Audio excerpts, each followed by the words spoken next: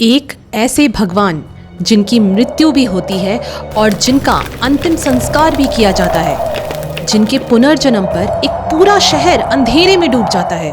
एक ऐसी परंपरा जहां एक भगवान को भी आम इंसान की तरह बुढ़ापे, मौत और पुनर्जन्म के लाइफ साइकिल से गुजरना पड़ता है। जब हिंदू पांचांग में एक ही साल में 2 आषाढ़ मास आते हैं, जो हर साल नहीं, कभी 8, कभी 12 तो कभी 19 साल में एक बार आता है, तब कुछ चुने हुए दैत्यपति सेवक घने जंगलों की ओर निकल पड़ते हैं, भगवान के नए शरीर के लिए एक पवित्र नीम के पेड़ की तलाश में।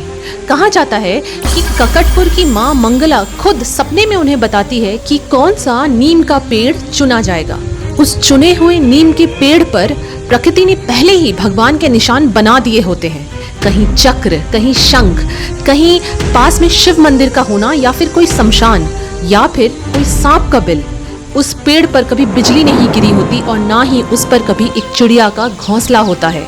जब इन जैसे कई और दिव्य लक्षणों को पूरा करने वाला पेड़ मिलता है, तभी दारू चिह्नितम पूरा होता है।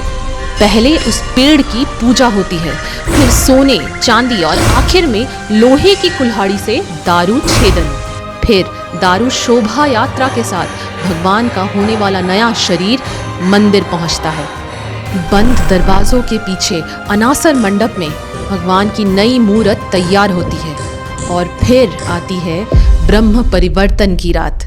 पूरे शहर को ब्लैकआउट कर दिया जाता है। सिर्फ कुछ सेवक आंखों में पट्टी और हाथों में कपड़ा बांधकर ब्रह्म पदार्थ को पुराने शरीर से नए शरीर में स्थापित करते हैं। इसी क्षण को नोबो कोलेबोर कहा जाता है। नोबो यानी नया, कोलेबोर यानी शरीर। और ये अद्भुत परंपरा है पुरी के भगवान जगन्नाथ, बलभद्र, देवी सुभद्रा और भगवान सुदर्शन के पुनर्जन्म की। और उसी रात पुराने शरीर को कोली वैकुंठ में समाधि दे दी जाती है। दैत्यपति सेवक एक परिवार की तरह उनका शोक मनाते हैं और फिर प्रभु लौटते हैं, वही भगवान, वही रूप, बस एक नए शरीर में। क्या आपने नोबो कोलेबोर के बारे में पहले सुना है? और क्या आप इस साल की रथ यात्रा में जा रहे हैं? Let me know in the comments.